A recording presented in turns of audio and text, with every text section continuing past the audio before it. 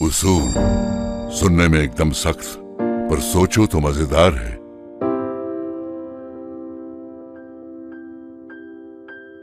बोलने में उसूल आसान, सरल उसका उच्चार है, पर समझ तभी पाएगा घर चलेगा कोई अकेला 4 कदम उसूलों पे। जो उसूलों पे चल सका उसके जीवन में दिशा है। उसूलों में कठिनता है, कई बार उसूलों पे चलने वाले को मिलती कई चुनौतियां हैं। नामुमकिन तो नहीं, पर काफी मुश्किल है उसूलों पे अकेले चलना। सिर्फ उसूल भी अकेले कहां कुछ कर पाते हैं, साथ तो उन्हें भी चाहिए उसूलों पे चलने वालों का। उसूलों पे अगर सब साथ चलें तो उसूल उसूल नहीं, उससे कई ज्यादा है। साथ चलें तो उसूल परंपरा है, संस्कृति है, सामाजिक संपत्ति है, जिस पे निर्भर हो सकती है आने वाली कई पीढ़ियां। कीमत भले उतनी ही चुकानी पड़े उसूलों की, पर साथ चलें तो उसूल पूरा पैसा वसूल है। साथ चलें जो उसूलों पे, उनके जीवन में सफलता है। उसूलों पे साथ चलना मेरा, तुम्हारा, हम सबका इसी में फायदा है। स्वर्ण आदर्श अभियान एक औद्योगिक पहल। So thank you, Shiva. So Salenji, you can continue the session, sir. ऊर्जा के वेबिनार में मैं दोबारा आप सभी का स्वागत करता हूँ। क्षमा प्रार्थी भी कि मैं एक्चुअली ट्रेवल करते हुए एक होटल से आज इस वेबिनार को ज्वाइन कर रहा हूँ। भारी बारिश के कारण नेटवर्क का इशू हो रहा है। मैं ज्यादा समय न लेते हुए आज के इस उड़ान कार्यक्रम का आज के इस उड़ान और ऊर्जा के वेबिनार का जो विषय है, dishonestly receiving stolen property as per section 317 as per new BNS, ये क्या है, मैं साधारण भाषा में भी जानकारी दूं तो जैसे कि हमारे 99% ज्वेलर साथी इस बात से आज अनभिज्ञ है कि जो इस समय 411 412 भारतीय दंड संहिता की धारा थी, उसमें उस धारा में बदलाव करते हुए धारा को स्क्रैप करते हुए अब हमारी इंडस्ट्री में और हमारे भारतीय दंड संहिता में एक नई धारा जुड़ी है 317।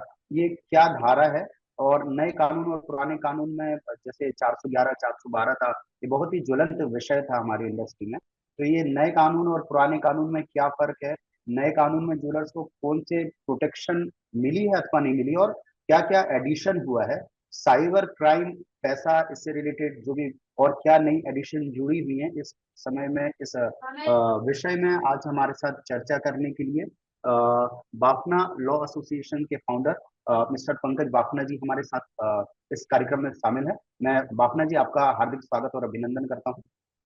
साथ ही साथ आज के इस कार्यक्रम में शामिल सभी ज्वेलर साथियों का, सभी व्यापारिक बंधुओं का भी स्वागत अभिनंदन करता हूँ।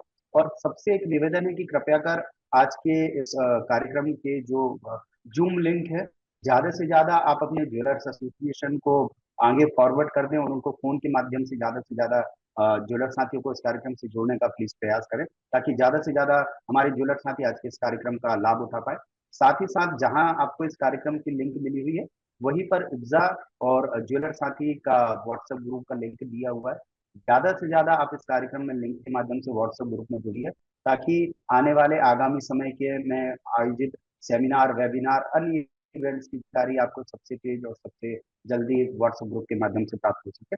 और मैं ज्यादा लेते हुए अब इस कार्यक्रम में आमंत्रित करना चाहता हूँ एडवोकेट पंकज बाफना जी को। आप अपना लॉ एसोसिएट्स के फाउंडर हैं।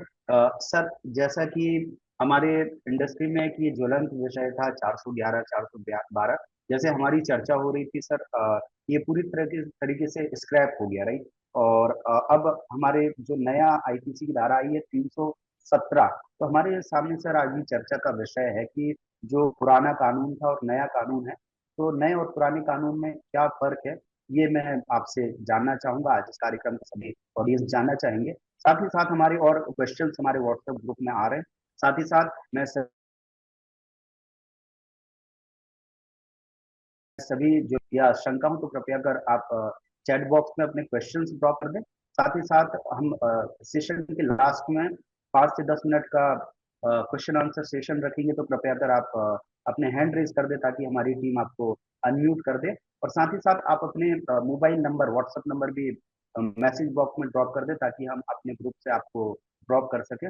बस इसी अ, शब्दों के साथ में इस कार्यक्रम को आगे बढ़ाता हूँ और बापना जी को आमंत्रित करता हूँ। Over to you sir.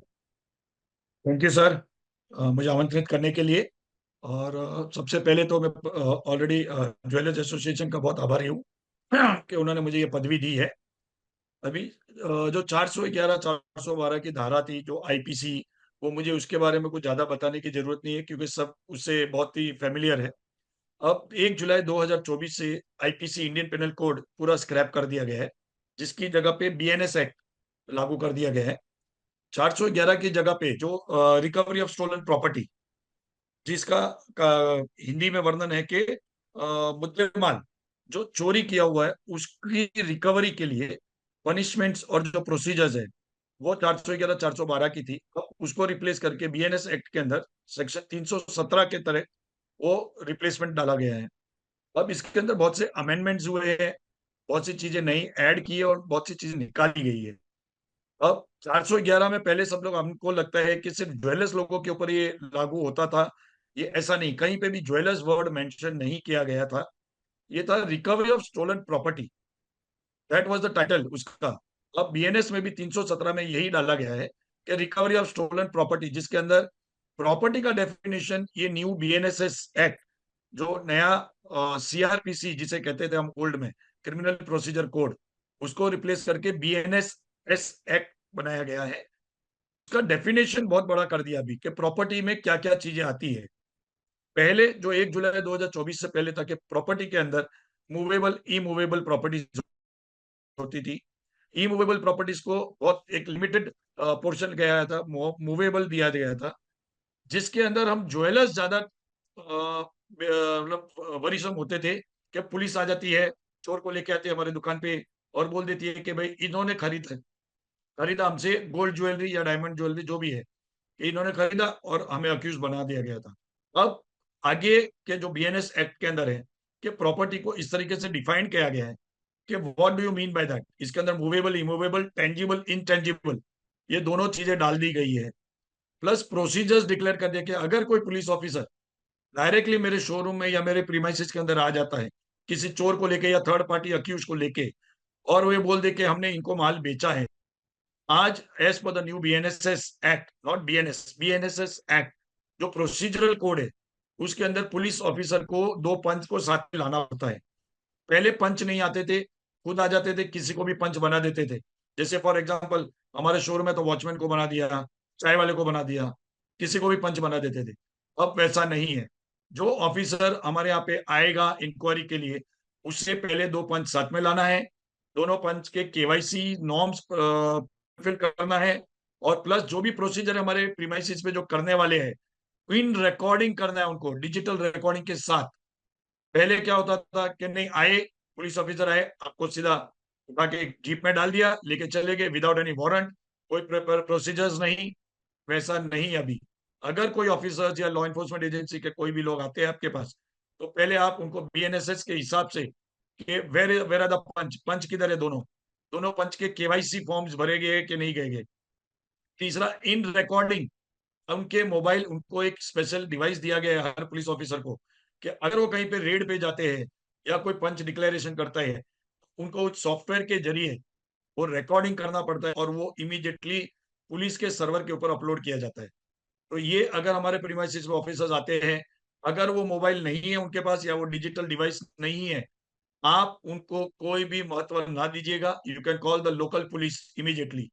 आप आपके लोकल पुलिस को बुला सकते हैं, या जैसे फॉर एग्जांपल अगर मुंबई की बात करें तो आप 100 डायल करके आप मुंबई पुलिस के हेल्पलाइन नंबर से डायल करके पुलिस को बुला सकते हैं कि दिस ऑफिसर, समझो फॉर एग्जांपल जबलपुर से ही आया, ये ऑफिसर जबलपुर से आया, is not complying with the new BNSS act. तो ये बहुत सारी चेंजेस अब प्रोसीजरल में की गई है। अब 317 जो है कि रिकवरी ऑफ स्टोलन प्रॉपर्टी के अंदर प्रॉपर्टी का डेफिनेशन बहुत बढ़ा दिया गया है। हमें, जैसे हम ज्वेलर्स हैं, हमें लगता था कि हमारे पास सिर्फ चोरी के माल मतलब गोल्ड, डायमंड्स या सिल्वर, इसके लिए ही पुलिस आके हमको परेशान करती है। अब वैसा नहीं है, हमें और सतर्क रहना है। प्रॉपर्टी का डेफिनेशन के अंदर टेंजिबल इंटेंजिबल प्रॉपर्टीज डाल दी गई, जिसके अंदर बैंक अकाउंट्स भी अभी comes under the definition of property. तो एक मिनट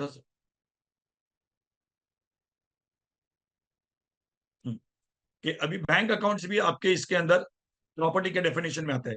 बहुत से केसेस मेरे पास आए हैं। फॉर एग्जांपल, हम कोई कस्टमर आया, हमसे ज्वेलरी खरीदा और उसने आरटीजीएस पेमेंट कर दिया हमको, या वॉलेट पेमेंट्स कर दिया, हमने उसको गुड्स डिलीवर कर दी। हमें लग रहा है कि अभी ये स्टोलन प्रॉपर्टी नहीं है, हमने तो पैसा ले लिया, माल दे दिया, बिल बनाया, जीएसटी भरा, सब कुछ किया। सडनली 1 महीने बाद कहीं से पुलिस आ जाती है और आपको बोलती है कि आपके बैंक अकाउंट के अंदर जो भी 5 लाख 6 लाख जो भी आया है वो चोरी का है, वो साइबर फ्रॉड से पेमेंट आया हुआ है और आपके अकाउंट के अंदर वो शो कर रहा है, and now you are a beneficiary of a fraudulent withdrawn stolen property. अब जो अमाउंट बैंक के अंदर है वो प्रॉपर्टी का डेफिनेशन दिया गया है। इसके अंदर भी अब 317 की धारा लगती है। पहले 411 में ये नहीं था, सिर्फ आपको फिजिकल एक्सेस होता था उसके अंदर। अभी ये डिजिटल पेमेंट को भी प्रॉपर्टी डिक्लेयर कर दिया गया है।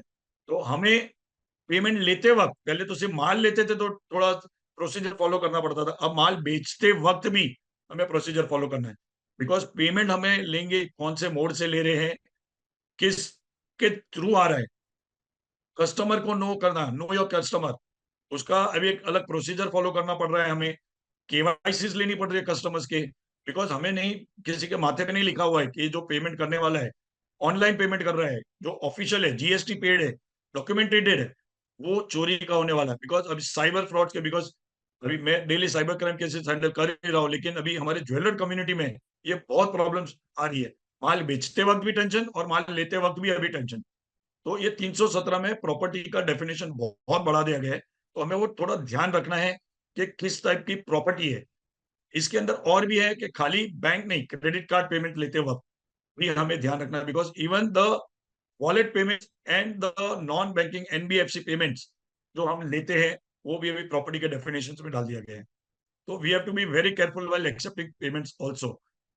प्लस दूसरा भी रहा कि अगर कोई माल बेचने आ रहा है, हमें नहीं पता ये चोरी का है कि नहीं चोरी है, तो बहुत सी बार पुलिस क्या बोलती है कि आप लोग को पता रहता है कि ये चोरी का माल है, क्योंकि आप उसने अमाउंट में खरीद रहे हो। समझो फॉर एग्जांपल आज 70,000 का रेट है गोल्ड का, हमने उसको 60,000 में खरीदा या 62,000 में खरीदा, इसका मतलब होता है कि आपको पता है ये चोरी का माल है, क्योंकि आप इतने कम प्राइस में खरीद कैसे रहे हो। तो you are part and parcel of the crime. तो अभी खाली 317 की धारा नहीं लगाती, अभी 1-2 केसेस आए मेरे अंदर जिसके अंदर आपको कॉन्स्पिरेसी के अंदर भी एंटेंगल कर दिया गया। कॉन्स्पिरेसी नॉन बिलेबल ऑफेंस है न्यू बीएनएस एक्ट के अंदर। और 317 में भी धारा 1, 2, 3, 4, 317(1), 317(2), 3, 4, इसके अंदर लाइफ इम्प्रिजनमेंट का भी प्रोविजन है। 411 में वो नहीं था, इसके अंदर लाइफ इम्प्रिजनमेंट का भी प्रोविजन दिया गया है। बिकॉज अगर गैंग ऑफ डकैट्स आपके पास आती है, समझो कहीं पे चोरी हो गई, डाका पड़ा है, यहाँ पे 2 और 4 से ज्यादा लोगों ने डाका डाला है और वहां से माल चोरी करके अलग अलग जगह पे, छोटे छोटे जगह पे बेच दिया है, उसको गैंग ऑफ डकैट्स का recovery of stolen property declare कर दिया जाता है। अब ये रहा गोल्ड और डायमंड्स की बात कर रहा हूँ, लेकिन मैं इसलिए स्पेसिफिकली अभी ज्यादा करके अपने ज्वेलर भाइयों को ये करता हूँ, अब हम दुनिया बहुत आगे जा चुकी है, डिजिटल एरा में हम लोग, अब वो गोल्ड लेके आना वो सब अलग जगह पे हो चुका है। अभी डिजिटल पेमेंट्स गैंग ऑफ डकैट्स में होती है। जैसे फॉर एग्जांपल रातों रात किसी के अकाउंट से 10 लाख रुपए चले चले गए, तो एक साथ में 15 अकाउंट्स के अंदर वो पैसा डिवाइड कर दिया जाता है। उसके अंदर there is a gang who is operating, अकेला आदमी नहीं करता है।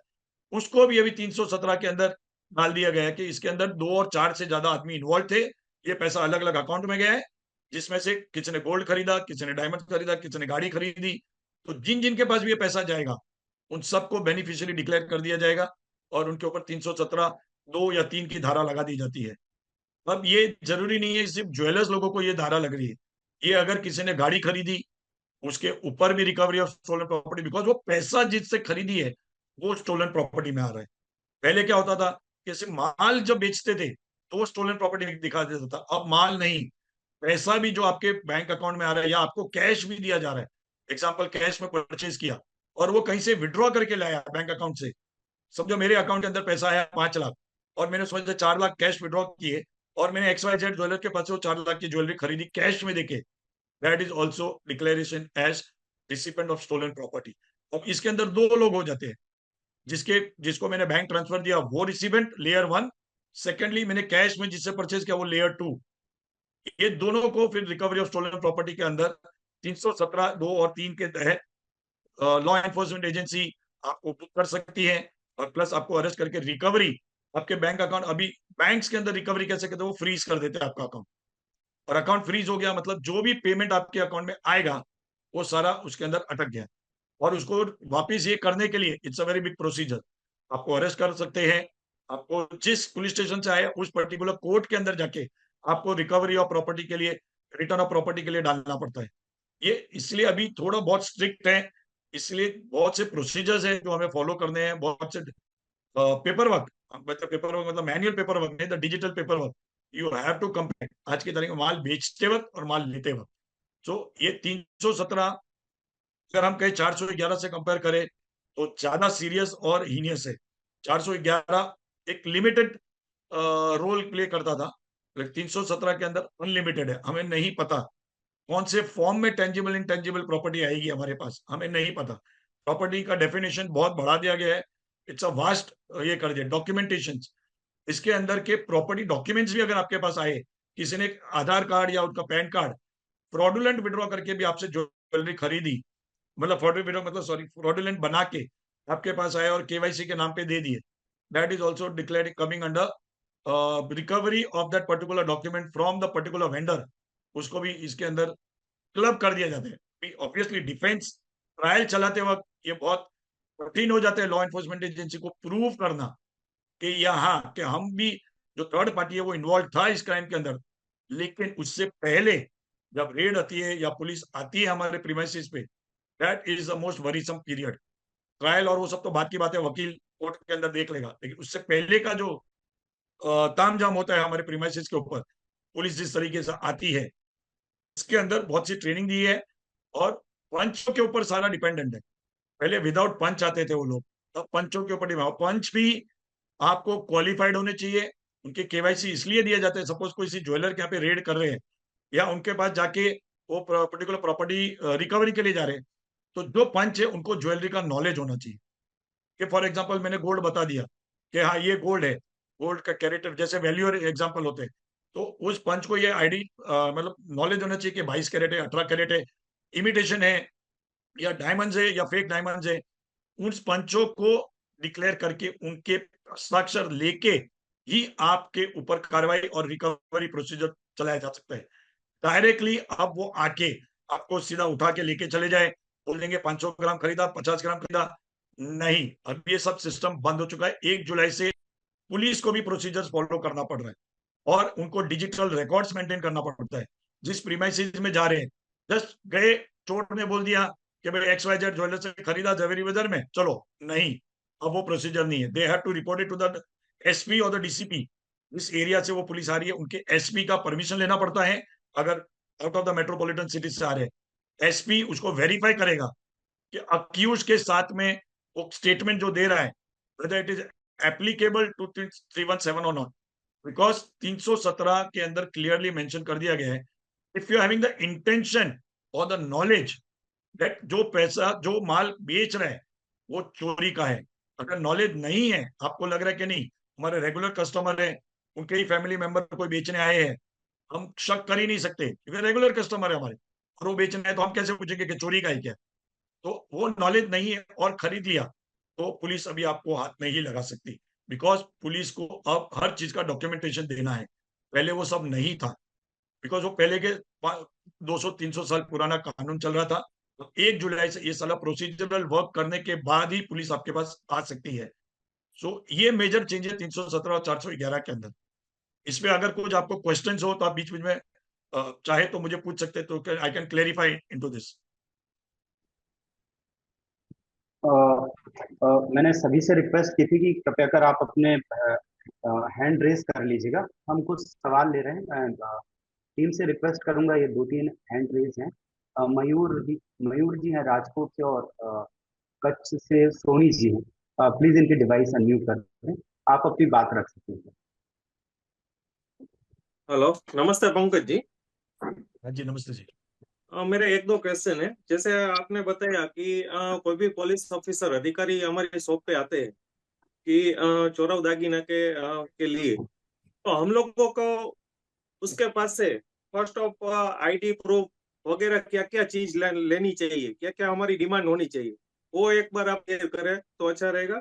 और दूसरी चीज है, जैसे आपने बताया पंच दो लोग साथ में लेके आते हैं, तो पंच पुलिस वाले लेके आएंगे कि हम हमारे को भी बुलाने का अधिकार है, राइट? और तीसरी बात है सर, जो आप शायद आप लास्ट में बताएंगे कि हम लोग हमारी सेफ्टी के लिए कितने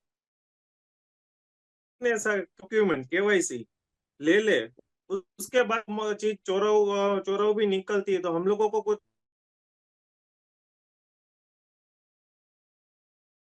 नहीं हो। आपका पहला क्वेश्चन है, पहला क्वेश्चन क्या था सर? मयूर जी, आपका पहला क्वेश्चन क्या था?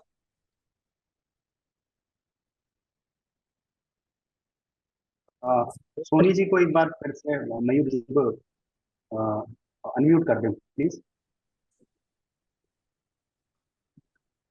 इन्होंने पहला क्वेश्चन में रिपीट कर देता हूँ जहां तक मैंने सुना। जी। इन्होंने केवाईसी की बात की थी कि हाँ। जब ऐसी कोई इशू कोई नहीं सर, प्रोस्पेक्ट या पहला नहीं sir, sorry to disturb you. पहला क्वेश्चन ये, कोई भी पुलिस अधिकारी हमारी शॉप पे आते हैं तो हमारे फर्स्ट ऑफ ऑल उसके आईडी कार्ड वगैरह कैसे साबित करना है, क्योंकि आजकल नकली पुलिस वाले भी आते हैं, तो कैसे यस। वो वेरीफाई करे, क्योंकि स्टार्टिंग वहां से ही होगी। अभी आपके समझो फॉर एग्जांपल कोई पुलिस ऑफिसर आता है, पहले तो आपको नॉर्मल जो सीआरपीसी था पहले वही प्रोसीजर अभी बीएनएसएस में भी है। डायरेक्ट कोई भी जुरिस्डिक्शन के बाहर की अगर पुलिस आती है, वो डायरेक्ट आपके प्रीमाइसिस पे अकेले नहीं आ सकते। उनको आपके लोकल पुलिस स्टेशन से इंटीमेशन देके वहां से कांस्टेबल या पीएसआई को लेके ही आना है आपके पास। अगर फॉर एग्जांपल आप राजकोट में है और मुंबई से पुलिस आई आपके यहाँ पे, वो डायरेक्ट आपके शॉप पे नहीं आ सकती। वो पहले जाएगी आपके लोकल पुलिस स्टेशन पे, वहां पे उनका वारंट देगी। वारंट देने के बाद वहां से लोकल हेल्प लेंगे कांस्टेबल या पीएसआई के जरिए, वो साथ में असिस्ट करके फिर आपके शॉप पे आएंगे। तो आप आइडेंटिफाई कर सकते हो कि आपकी लोकल पुलिस आई है साथ में, तो वो जेन्यून हो जाता है। अब रहा सपोज फेक आईडी कार्ड बना के लोकल पुलिस के नाम से भी आ सकते हैं, तो आप आपकी पर्टिकुलर जो भी हेल्पलाइन है 100 नंबर पे या जो भी है, वहां पे फोन करके उनका ID, suppose for example police officer का आईडी है वो जी ले, क्योंकि बहुत से केसेस मुंबई में भी हो चुके हैं। जो एक पुलिस एसोसिएशन चलता है, उनके आईडीज लेके लोग घूमते हैं और वो बताते हैं I am from the police. Police सिर्फ पुलिस का लोगो रहता है, बाकी कुछ नहीं रहता है उसके अंदर। तो वो आईडी लेके आप उसका एक फोटोग्राफ क्लिक कर दीजिए, और 100 नंबर, अभी पुलिस के भी वेबसाइट सॉरी व्हाट्सएप चैनल चालू हो चुके हैं, उसके ऊपर वो पोस्ट कर दीजिए। विद इन 2 मिनट 3 मिनट्स आपको चैट बॉक्स चालू हो जाएगा। जैसे मुंबई के अंदर ये फैसिलिटी अवेलेबल है, I don't know about Gujarat, Mumbai के अंदर ये फैसिलिटी है। को चैट बॉक्स चालू हो जाएगा कि what is the help required, identify officer, ऐसा एक करके एक बटन आएगा, उसमें क्लिक कर दीजिए। इमीडिएटली आपको एक रिस्पॉन्स आ जाएगा कि no, this is not a police officer और it is a fake officer. और फिर आप 100 बुला के उस बंदे को अरेस्ट करवा सकते हैं। और अगर लोकल ऑफिसर आया आपके साथ में, तो लोकल ऑफिसर अपनी आईडी बताएगा, जिसके अंदर उसका आईडी नंबर होगा। लोकल पुलिस स्टेशन में फोन करके पूछ सकते हैं कि पंकज बाफना करके कोई कांस्टेबल है क्या आपके यहाँ पे, तो वो बोलेंगे यस है। ये वेरीफाई हो जाता है कि yes this is genuine police. ये फर्स्ट क्वेश्चन का। सेकंड रहा आपका, आई थिंक सो इसका था पंचों का, कि अगर पंच लेके आते तो आप आपके खुद के पंच बुला सकते हैं क्या? यस, आप आपके एसोसिएशन की तरफ से या किसी और ज्वेलर, बट उसको नॉलेज होना चाहिए इंडस्ट्री का। ये नहीं कि आपके चाय वाले को बुला दिया, जेरोक्स वाले को बुला दिया, नहीं। आपके आजू बाजू वाले को बुला सकते हैं या आपके कारीगर को बुला सकते हैं जिसको नॉलेज है ज्वेलरी का, उसको पंच, क्योंकि पंच बनते हुए उसके केवाईसी देने पड़ेंगे उनको, उसके आधार या पैन कार्ड या आइडेंटिफिकेशन जो भी है वो सबमिट करना पड़ेगा उस ऑफिसर के सामने। ऑफिसर उसका नोटिंग करेगा, उसके जेरोक्स लेगा, उसके बाद उनके स्टेटमेंट लेंगे उनके सामने। आपके जो भी जप्ती लेनी है, मुद्दे माल रिकवरी करना है, इमीडिएटली वो आज की तारीख में as per the new BNSS act वो रिकवरी डायरेक्टली नहीं कर सकते।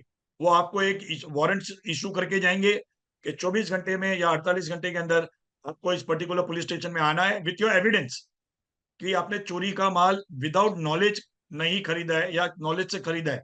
जैसे फॉर एग्जांपल अभी आपके ने अगर माल खरीदा, आपके पास इनवॉइस होना चाहिए, आपका प्रॉपर जीएसटी पेड होना चाहिए, आप जिससे माल खरीद रहे हो उसके केवाईसी लेना आपका काम है।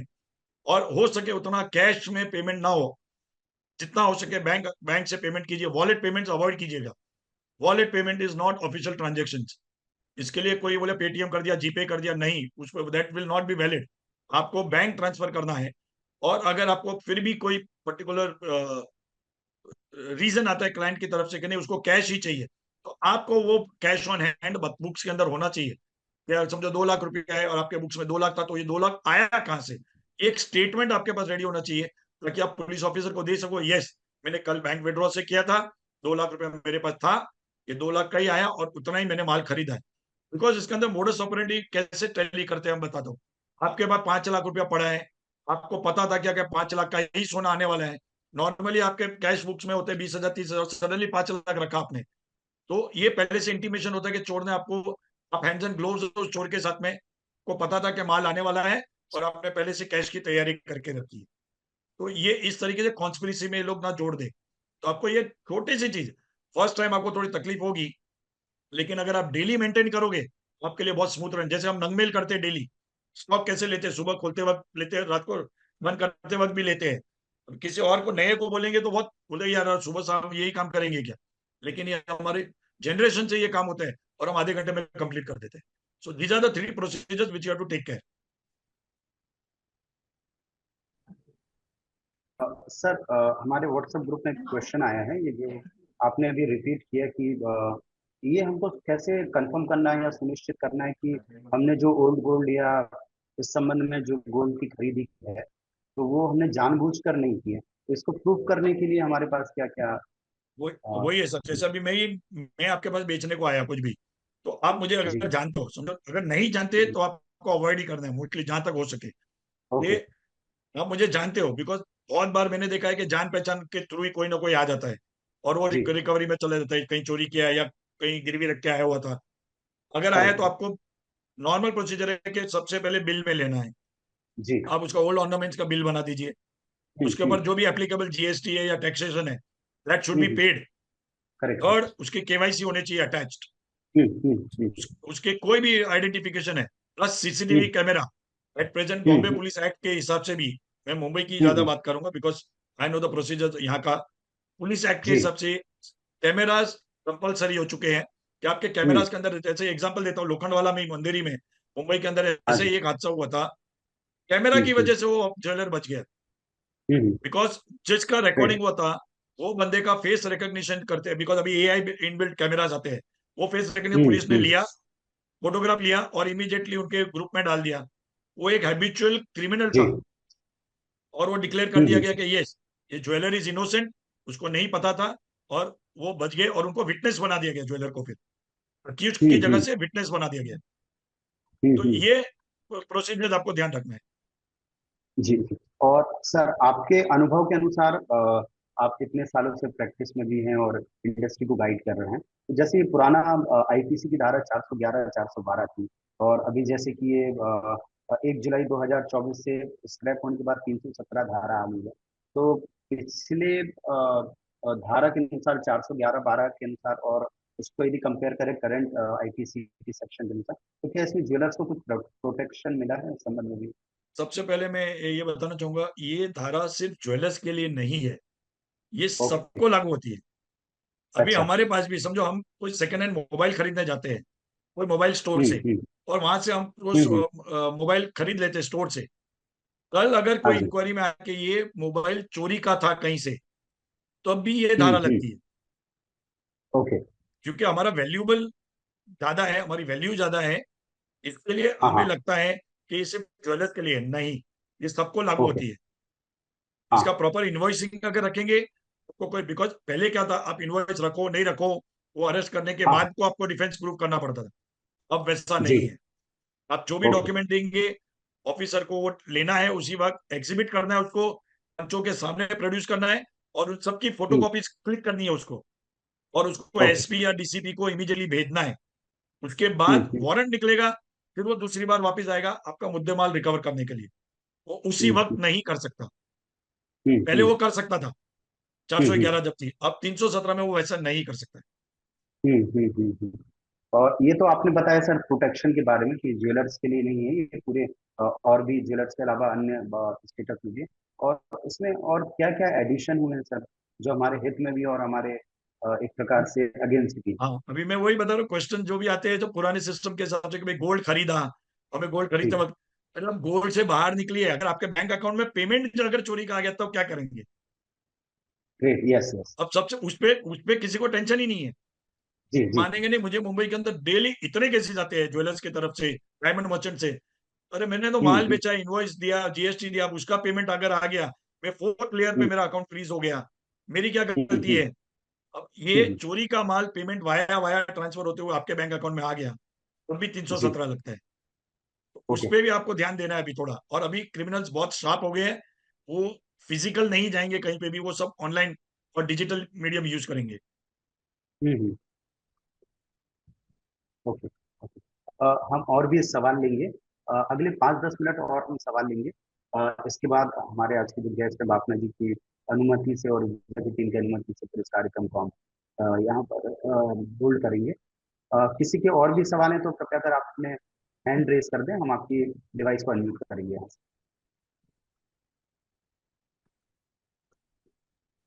हेलो। हाँ sir, Pankaj ji, thanks for आपने जो जवाब दिया उसके लिए हम लोग खुश हैं।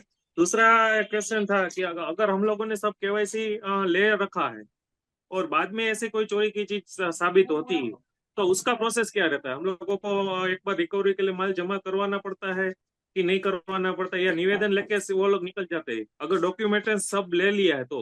हाँ, अभी पहले जैसा नहीं है। पहले क्या होता था, आपको इमीडिएटली जमा करना पड़ता था, अभी वैसा नहीं है। अगर आपको आपने केवाईसी ले लिए और पुलिस ने आपको फिर भी वारंट भी इशू करके गए, उनको अभी जैसे 41A का नोटिस पहले होता था, वैसे अभी आपको नोटिस देना पड़ेगा पुलिस को कि भाई हमने आपको दे दिए, अब आप आपका स्टेटमेंट लेके पुलिस स्टेशन आइए, या फिर अब स्टेटमेंट लेके पुलिस स्टेशन जाने की भी जरूरत है, आप ऑनलाइन स्टेटमेंट दे सकते हो बिफोर एनी गैजेटेड ऑफिसर।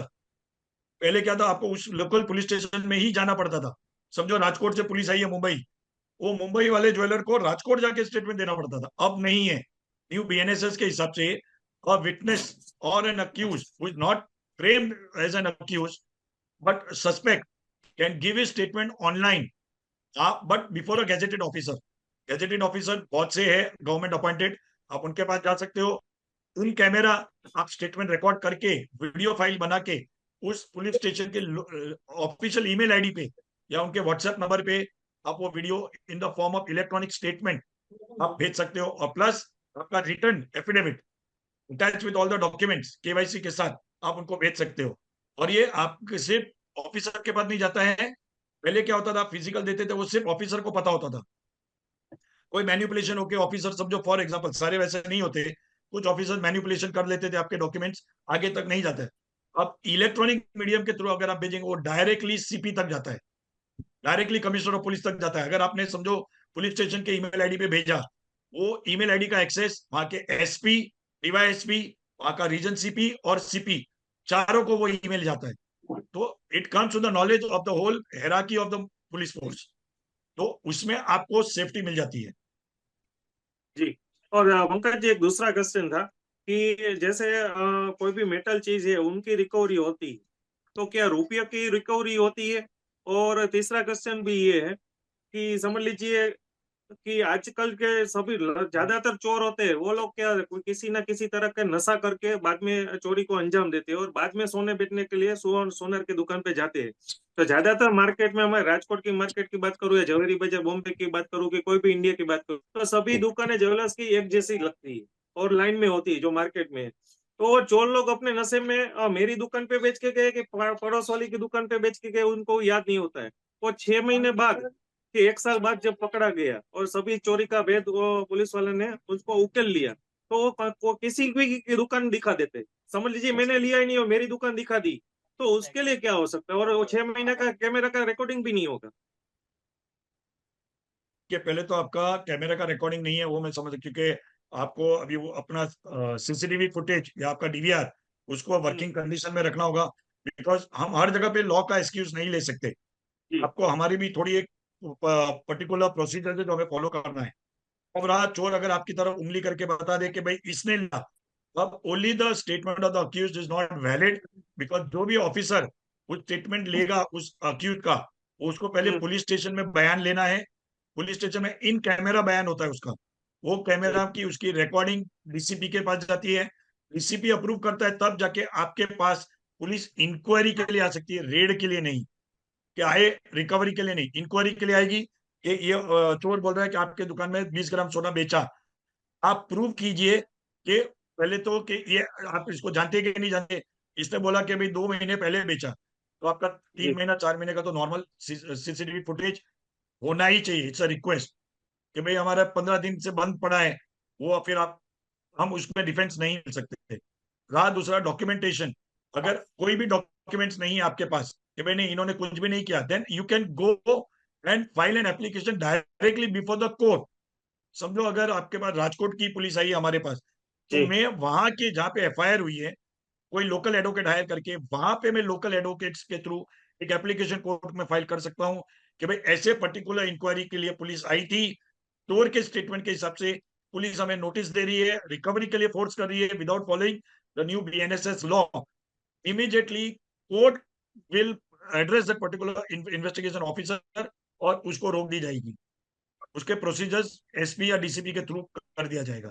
तो ये आपको लेकिन थोड़ा सिक्योरिटी फॉलो करना है, आपके सीसीटीवी फुटेज वर्किंग होने चाहिए, 3 महीने का रिकॉर्डिंग मिनिमम आपके डीवीआर में होना चाहिए। जी sir, okay, thank you sir.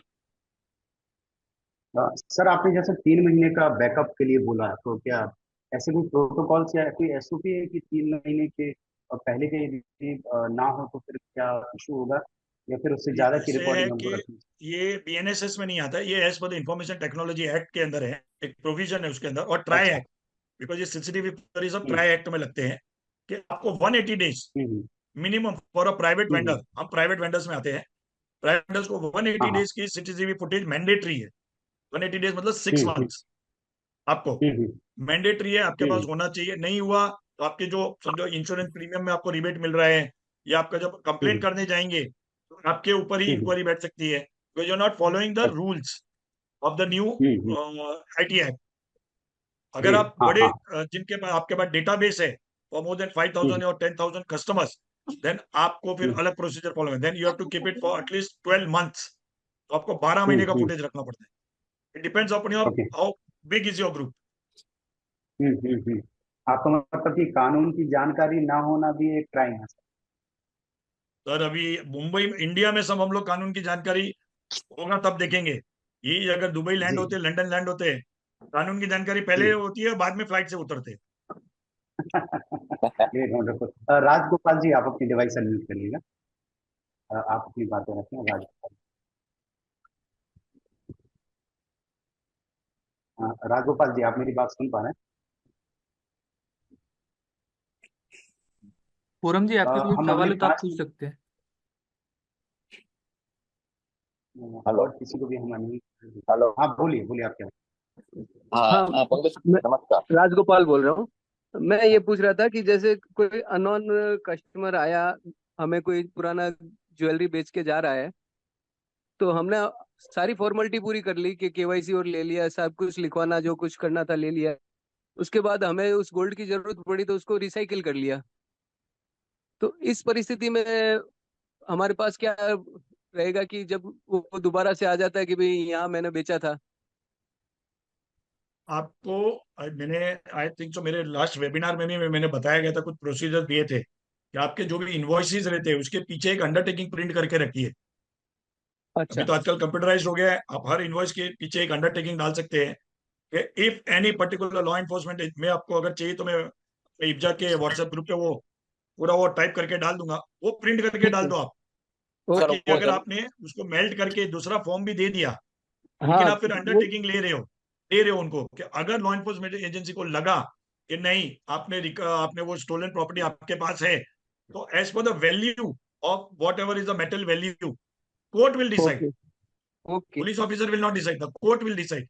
कि फॉर एग्जाम्पल आपका समझो 2022 का केस है, उस टाइम का हाँ गोल्ड हाँ। है, और आज आप 2024 में हो, उस टाइम पे 50,000 का भाव था, तो आप अंडरटेकिंग दे रहे हो what ever is the market rate, आपको 70,000 के हिसाब से को अंडरटेकिंग देनी पड़ेगी। ओके। बट वो कोर्ट डिसाइड करेगा, नॉट द ऑफिसर। ओके।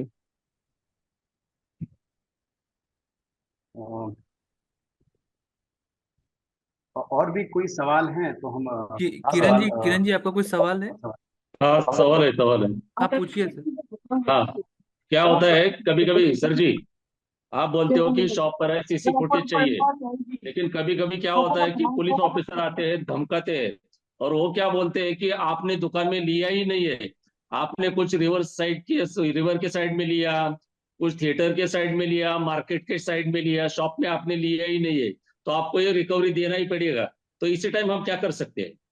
ये देखिए, अभी जो पहले एक डर था कि पुलिस ऑफिसर आ गया आपको धमका दिया, जैसे आपने बताया, यस, बहुत बार होता है कि आपने रोड पे ले लिया, दुकान के बाहर के ले लिया जहाँ कैमरा नहीं है। ऐसा अभी ऑफिसर को, जो मैंने क्या बताया आपको, अगर ऑफिसर ऐसा है तो उसको 2 पंच लेके आना है या अपने 2 पंच खड़े कर दो, बट पंचों के साथ में फिर एफिडेविट के साथ ज्वेलर की जो गारंटी दे रहा है कि ये ज्वेलर इस टाइप का नहीं है। सेकेंडली, आपकी गुडविल जो होती है, आपके केवाईसी स्टेटमेंट बना के उस पर्टिकुलर पुलिस ऑफिसर को या उनके वरिष्ठ अधिकारी को वो दे दीजिए। बिकॉज अब एज पर 317 में कैसा है, the burden of proof is on the law enforcement officer. पहले कैसा था, burden of proof was on the accused, opposite side में था। अब 317 में the burden of proof is on the officer, the prosecution. उनको प्रूव करना है कि अच्छा मैंने नदी के बाजू में लिया था, आपके पास ये जानकारी कहां से है, आप प्रूफ लाइए, मैं इसका रिप्लाई देने को तैयार हूं। बट वो थोड़ी हिम्मत आपको बतानी पड़ेगी। वो हम डर के रह जाएंगे ऑफिसरों के सामने, तो देखो डर के सामने तो किसी की भी जीत नहीं है फिर। बराबर है। और एक सवाल मेरा है कि कभी कभी ऐसा भी धमकाते हैं कि हम आपको मालूम होगा शायद महाराष्ट्र में मौका है, मौका कानून मालूम होगा आपको, संगठित गुनेगारी जिसे कहते हैं, और शायद महाराष्ट्र में ही है। तो हम ज्वेलर्स को मौका भी लगा सकते हैं, ऐसे भी बोलते हैं, क्या ज्वेलर्स को मौका लग सकता है? नहीं, जरा भी नहीं, जरा भी नहीं लगा सकता। अगर कोई मौका लगाने की धमकी देता है, इमीडिएटली आप ट्विटर हैंडल जो हर हर स्टेट के अंदर ट्विटर है, अभी मैं आपसे की बात कर रहे हैं, मुंबई पुलिस या महाराष्ट्र पुलिस के ट्विटर हैंडल पे जाके उस पर्टिकुलर ऑफिसर के बारे में कंप्लेंट डाल दो। आप कोर्ट में, कोई भी कोर्ट आपका जो जुरिडिक्शन है, वहां पे एक एप्लीकेशन डाल सकते हो कि ये पर्टिकुलर ऑफिसर या this police station is applying मौका। मौका बहुत एक सीरियस ऑफेंस है, वो सेशन ट्राइबल केस है, नॉट द लोकल जेएमएफसी या द लोकल मजिस्ट्रेट कोर्ट। आप एप्लीकेशन डाल के उस ऑफिसर के ऊपर इंक्वायरी बैठा सकते हैं कि मौका नहीं लगता इसके अंदर, इट्स एन ऑर्गेनाइज क्राइम। उसके अंदर भी पहले रिपीटेड ऑफेंसेस के अंदर होना चाहिए वो, और प्लस उनके ऊपर मर्डर, रेप, इस टाइप के चार्जेस लगे हुए होंगे तो ही इसके ऊपर मौका लगता है। ज्वेलरी के, स्टोलन प्रॉपर्टी के ऊपर नहीं लगता ये। Thank you. तो ज्यादा रिकवरी के लिए बोलते हैं वो, तो क्या करते हैं ज्वेलर, बोलते हैं कि चलो मौका लगेगा तो 6 साल तक हमें बेल भी नहीं होगी, ऐसा भी धमका दे दो, चलो 50 ग्राम की जगह 100 ग्राम रिकवरी लेते हो, ऐसा भी कभी कभी हुआ है। अभी मौका से मत डरिए, 317 से डरिए। 317 में सेक्शन 2 और 3 लाइफ इंप्रिजनमेंट है। Okay, thank you. सर ये जैसे हेलो। अभी किरण हाँ जी सर, एक सवाल है। की बात। एक सवाल है सर। हाँ बोलिए बोलिए बोलिए। हाँ, thank you Pawan sir. Sir मेरा सवाल ये है कि कोई भी ऑर्नामेंट्स हो, वो जब बेचने आता है ग्राहक, कोई कोई भी ऑर्नामेंट, तो वो लेने से पहले हमें कौन सा ऐसा फॉर्मेट है जो हमारी सेफ्टी और डिफेंस के लिए आगे हमें कोर्ट में जाना की जरूरत पड़े,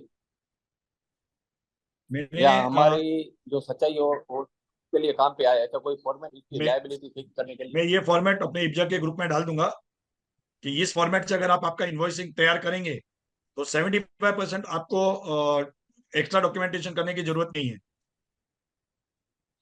सर हाँ, बस वो कस्टमर की लायबिलिटी फिक्स हो जाए। यस, वो तो इब्जा के मैं इसमें डाल दूंगा, फिर आप इब्जा के इससे ले सकते हैं, क्योंकि मैं इंडिविजुअली सबको तो भेज नहीं सकूंगा। नहीं नहीं सर, वो एकदम जरूरी है सर। जी, वो ही sir. Thank you sir.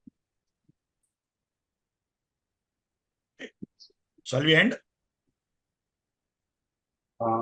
Pankaj ji, यदि सब सवाल हो तो हम एंड करें वेबिनार। पंकज जी या सौरभ जी मुझे सुन पा रहे हैं? हाँ सर, बोलिए ना।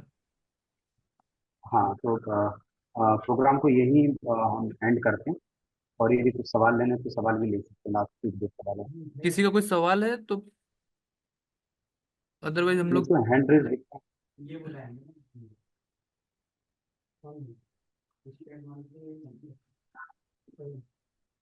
कोई भी सवाल है आप हैंड रेस कर सकते हैं। एक सवाल मुझको दिख रहा है, कोई मनोज जी पूछ रहे हैं बिहार से हेलो। कि सर जैसे कि हाँ बोलिए, आप बोलिए। मैं नीलेश बोल रहा हूँ हुबली कर्नाटका से सर।